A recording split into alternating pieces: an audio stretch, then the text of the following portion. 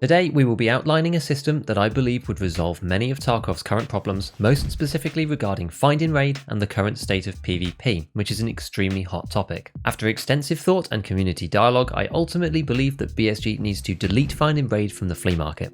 Let me show you why.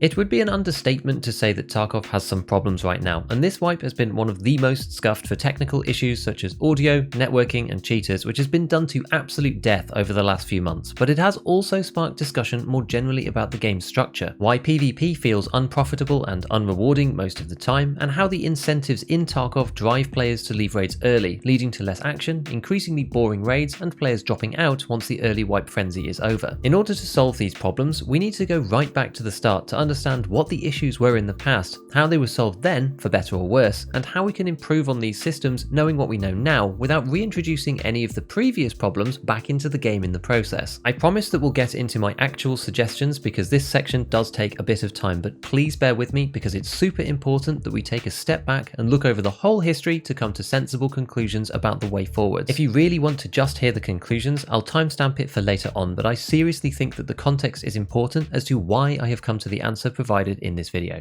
So in original Tarkov with the flea market, but before any restrictions were added, there were three main problems to solve: hatchlings, buying through quests, and trader flipping. Before find in raid was introduced, hatchlings, i.e. players running with just a melee weapon, or hatchet, which is where the name comes from, could run to loot locations and grab GPUs, LEDX, and other expensive items risk-free into their secure container to sell on the flea even if they died, making easy, no-risk money. At one point the game was absolutely plagued with them, as it was often the best risk-reward strategy for making rubles because there's no risk other than your time. Some other systems, like having to heal from 0 at Therapist and Tagged and Cursed, where undergeared players get pinpointed by scavs, were tried, but none of these totally fixed the issue. At the same time, many quests were entirely pointless because quest items that weren't special items like the bronze pocket watch could simply be bought from the flea and handed in. Really not ideal. We also had trader flipping. High rep players would monetize their trader level through purchasing items from tiers 2, 3 and 4 and putting them straight back onto the flea market for lower level players to buy at an inflated markup. Although these items were often quite expensive, because any items were available for resale on the flea, once you reached the level requirement to access the flea market, you could basically buy anything you wanted so long as you had the funds. This ended the early game in a matter of weeks because everything was available all of the time. The big plus side to these old days of Tarkov though was that because you could sell items from your secure container on the flea market even if you died, finding a LEDX wasn't a raid ender and you could still go about your business knowing that you had pocketed some guaranteed profit either way. Also, PvP was much more rewarding because anything that you looted from your kills was fair game. Ammo, gear, helmets, grenades, you name it, all could be put up onto the flea. So in patch 12.6, in comes the find in raid feature to solve the first three issues: hatchlings, buying or dying through quest progression, and trader resales. Naked players running to loot locations now could no longer die after collecting their items if they wanted to sell them on the flea, and while they could offload them to traders instead or use them in the hideout, the value here was often so much lower and the ability to make free money was significantly reduced. Quest items could now no longer be bought on the flea market for handing into traders, as they also had to be extracted successfully given the find in raid tag would be removed on death or from a run through. As items purchased from traders would not come with a find in raid tag either, these could not be resold on the flea market, preventing players from flipping trader items for massive profit every reset. However, endgame gear was still available on the flea super early on, as experienced players could, for example, get class 5 armors and high-end ammo from raiders on labs even in the first few days, which were eligible to be sold on the flea market as they came from AI with the find in raid tag. Also, good ammunition that was crafted in the hideout was still sellable to other players too, which led to the early wipe ending extremely quickly. One problem with the introduction of find in raid that would only become apparent later was that players valued their life much more when finding high value items. I hear you say, well, surely this is a good thing, and it is generally, but one big downside is that players would now extract as soon as one of these items was secured.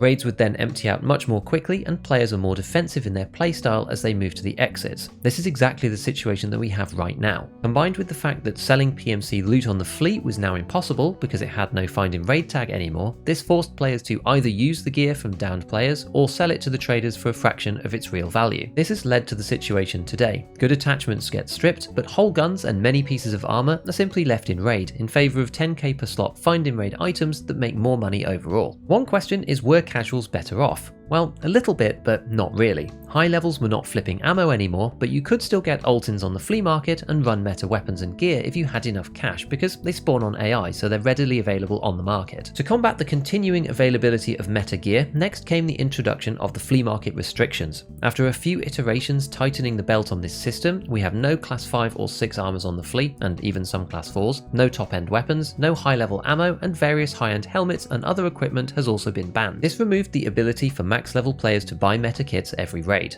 It also stretched out the early wipe by a considerable margin. You could still get high-level armor from boss-grade AI or a lucky stash find for yourself, but as it wasn't sellable anymore, these were for personal consumption only. Just looking at the flea restrictions themselves, without the find and raid system, it doesn't actually modify anything around hatchlings, quest items, or trader flips, but also doesn't introduce any extra mechanics to force players to leave a raid early. It does disincentivize PvP a little bit, especially at the top level, as flea banned items clearly can't be sold to other players, but some class 4s, low and mid-grade weapons, all attachments, and most other gear such as headsets, unarmored rigs and bags could also be put on the flea, at least in theory. Putting find in raid and the flea bans together gets to where we are now. BSG solved the main issues of hatchlings, quests, trader flips, early game longevity, and constant metakit usage for high-level players. But we also scupper part of what made PvP in Tarkov compelling, due to players wanting to extract fast after finding good loot items and the inability to sell other players' gear off at a fair price when you do win a fight. So, onto the proposals, the first being the removal of find in raid in its current form as it relates to the flea market, but keeping the flea market bans.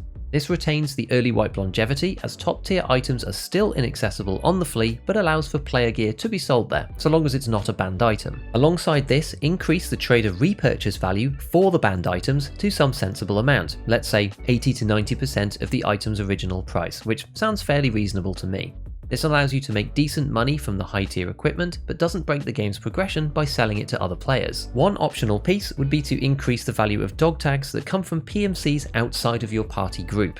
This party identification system already exists for quests like Shooter Born in Heaven, and cheesing this is so much harder now that we have aggregated regional servers, decreasing the likelihood of getting into each other's games without being in a party. Now, one radical outcome of this system is that it fixes the issue of players leaving the raid just for high value items that they find, because items stowed away in the secure container could now be sold on the flea market on death. But before you begin to bristle, I'll explain how this is fine with the next proposal, dealing with hatchlings. As we've now removed find in raid in its existing form, we have to once again deter naked players from running into high loot hotspots and hoovering up the best items. To do this, we need proposal 2, to have scavs in those locations at or very close to the start of the raid, i.e. before players can get there. This means that, as a PMC, you'll need the ability to kill 1 or 2 scavs to access those places, which requires at least the bare minimum of gearing up. Onto this, I would also introduce a delay when placing items into the secure container, along the lines of the CMS or the Serve12 animation. This would require a player to be stationary and risk being heard while this plays, which is only fair for protecting a high value item and allowing it to be resold. If a player can get in, kill the scavs, wait for the secure container timer, or alternatively run with the item and risk dying with it on their body before they place it in later once they reach a safe area to do so, then they probably deserve the loot. What then do we do about quests? Proposal 3 is fairly simple. Although we have removed find in raid for the flea market, we will actually keep the system and rename it to quest eligible. The exact same mechanics can stay for this flag as the existing find in raid system, except it only applies to quest hand-ins with the traders. Although the find in raid flowchart is a bit torturous, credit to Veritas for showing just how ridiculous it can be at times with this lovely graphic, it does make a lot more sense for quest items because now it's not having to apply to literally every item in the game. We've also tested this system quite a lot at this point, and in short, you either have to extract with the item, get it from a quest reward, or craft it in the hideout. Nothing else counts for quest hand-ins. Yes, of course, this means that players who are questing will still want to leave the raid as soon as possible once they find their item, but now this system only applies to quests, not to general looting and to other high value items, which I think is the best compromise. The one piece that we still haven't dealt with here is the ability to flip trader items on the flea market.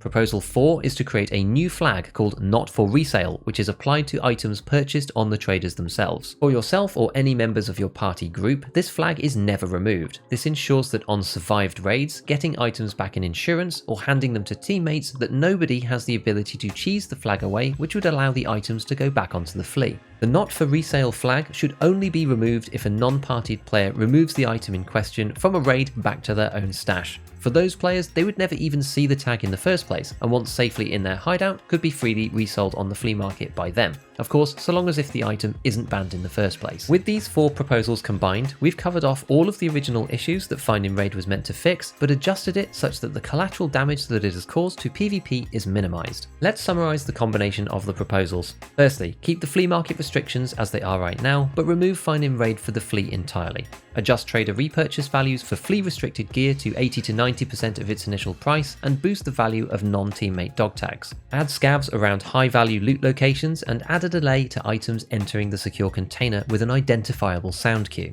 Rename Find in Raid to Quest Eligible instead, which only dictates which items can be handed into the traders to complete quests. Finally, add a new item flag not for resale, which prevents trader-sourced items from being sold on the flea market until extracted successfully by a non-party member PMC or scav when the flag clears. As I said before, being able to sell secure container items on the flea after death is probably the most radical outcome of this system, but given we've dealt with hatchlings and quests in Proposal 2, this would actually help casual players to retain a bit of extra money after failed raids. It feels intuitively wrong because we're so used to how it works right now, but we shouldn't be allergic to players, and especially new players, making a little bit of extra cash, so long as we tackle the core issues, which I believe this does. One valid concern is around the increase in scavs on the map as deterrents. First off, regarding scav killing quests, the number required could simply be increased if players are progressing too quickly, but on the other hand, they would only be around hotspots anyway, which are typically dangerous places to be. I think that most players would rather have more scavs to kill and a higher number to achieve, rather than simply being unable to find them at all, so overall it's probably a net positive. From a technological standpoint, with the improvements to the game's performance that we're supposed to be getting relatively soon, such as Nikita's quoted 60 player entities on the map at any one time, adding a few more scavs into these areas shouldn't be a problem, assuming that it all goes to plan. I know that some of you are skeptical, but we have to work with what we've been told.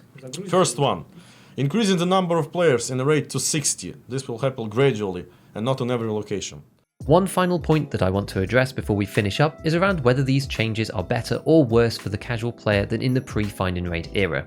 Under the freestyle flea market that we had before, meta equipment was available 24/7 and allowed max trader type players to run it non-stop. While casual players technically had the ability to buy ammunition and items to deal with geared players, the vast majority simply didn't because it was generally expensive and you made a ton more money for your budget kits by selling high-end items to said max trader players instead via the flea. Those of us that played back then will remember practically every highish level player running a slick and a meta weapon in pretty much every raid if they wanted to. From an experienced player's perspective, it seemed easy enough for the casuals to buy a Vepr Hunter and load it with M61 to ignore any armor, and sure, some people did do this kind of thing, but in the casual player's shoes, these players often just died anyway, except this time losing more expensive ammunition. This is due to having a subpar weapon, along with less experience of the game mechanics, map knowledge, aim.